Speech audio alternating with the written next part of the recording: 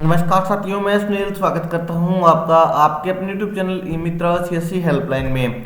तो देखिए, आप आरटी का ऑनलाइन फॉर्म भरते हो। फॉर्म भरते समय आपको समस्या आ रही है। अब वो समस्या क्या है और किस प्रकार से उसका समाधान होगा, वही बात आज के इस वीडियो में हम करने वाले हैं। चलिए, मैं इस प्रकार से आपको एक छोटा सा फॉर्म भर के दिखाता हूँ और जो समस्या अपने सामने आ रही है उस समस्या का आपको समाधान बताता हूं कि उस समस्या का समाधान क्या है और इसका क्या कुछ सॉल्यूशन हो सकता है, क्या कुछ सॉल्यूशन इसका नहीं हो सकता, और एक्चुअल कारण क्या है वो समस्या आने का। तो वो भी बात आज के इस वीडियो में हम करने वाले हैं।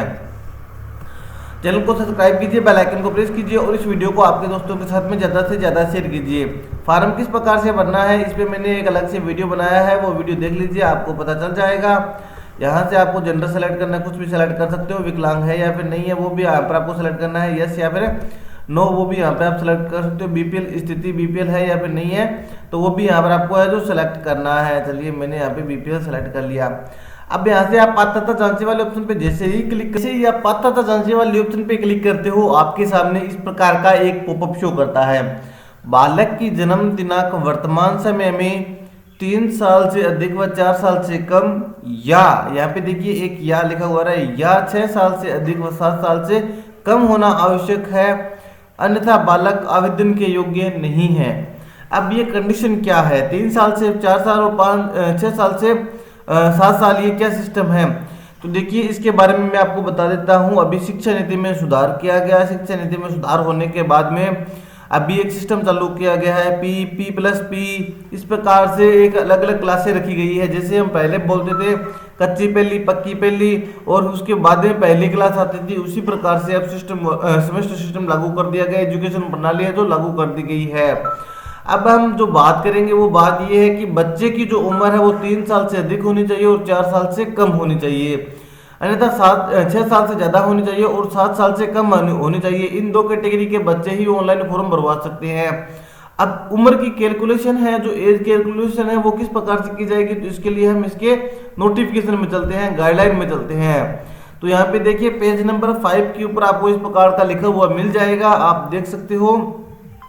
इसके अंदर लिखा गया है प्रवेश के लिए कक्षा अनुरूप आयु संबंधी पात्रता, यहाँ पर आपको लिखा गया है, आप देख सकते हो। इसमें लिखा गया है प्राइमरी 3 PP3 3 वर्ष या उससे अधिक अपिंतु 4 वर्ष से कम, और पहली क्लास यानी कि फर्स्ट कक्षा में एडमिशन लेगा तो 6 वर्ष या इससे अधिक, 6 वर्ष से अधिक या 7 वर्ष से कम आयु।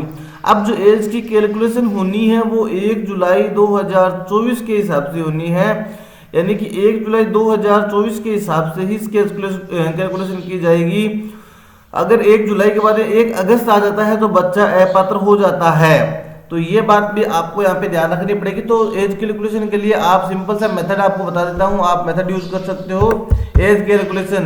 तो यहाँ पे देखिए, एज कैलकुलेटर में आप आते हो। एज कैलकुलेटर में यहाँ पर आप आपकी बच्चे की एज लगा के देख सकते हो। जैसे बच्चे की डेट ऑफ बर्थ मान लीजिए हमारी 2018 है, तो हम यहाँ पे 2018 कर देते हैं। उसके बाद में हमारी जो एज कैलकुलेशन हो रही है वो जुलाई के हिसाब से हो रही है। मैंने अभी आपको बताया था कि 31 जुलाई के हिसाब से हो रही है, 31 जुलाई 2024 के हिसाब से। अब देखिए, 31 जुलाई 2024 के हिसाब से हम जो एज कैलकुलेशन सर्च करते हैं वो 6 साल 3 महीने और 26 दिन का होता है। मतलब बच्चा पात्र है, 6 साल से अधिक है अपिंतु 7 साल से कम है। इसी प्रकार से अगर हम यहाँ पर एज 2019 कर देते हैं तो बच्चा अपात्र हो जाता है। यहाँ पे देखिए, मैंने यहाँ पे 2019 करते ही बच्चे की उम्र 5 साल 3 महीने और 26 दिन हो गई है, यानी कि बच्चे की उम्र 3 से 4 के बीच में भी नहीं है और 6 से 7 के बीच में भी नहीं है। तो ये दो एज का क्राइटेरिया है जो आप सभी को ध्यान रखना पड़ेगा। आई होप आपको समझ में आ गया होगा कि जो एज कैलकुलेशन की समस्या आ रही है उसका निदान क्या है और वो समस्या किस प्रकार से सही हो सकती है। आय प्रमाण पत्र हमें यहाँ पे ऑफिशियल साइट पे मिल रहा है, आप यहाँ से इसको डाउनलोड कर सकते हो। 4 पेज वाला आय प्रमाण पत्र इसमें अब इस बार लगाया जा रहा है। तो उम्मीद है आपको जानकारी समझ में आ गई होगी और पता चल गया होगा कि ये समस्या मुख्यतः क्यों आ रही है, और अगर ये समस्या आ रही है तो इस समस्या का समाधान क्या है। चलिए, मिलते हैं नई वीडियो नई अपडेट के साथ। तब तक के लिए चैनल को सब्सक्राइब कीजिए, बेल आइकन को प्रेस कीजिए। जय हिंद, जय भारत, धन्यवाद।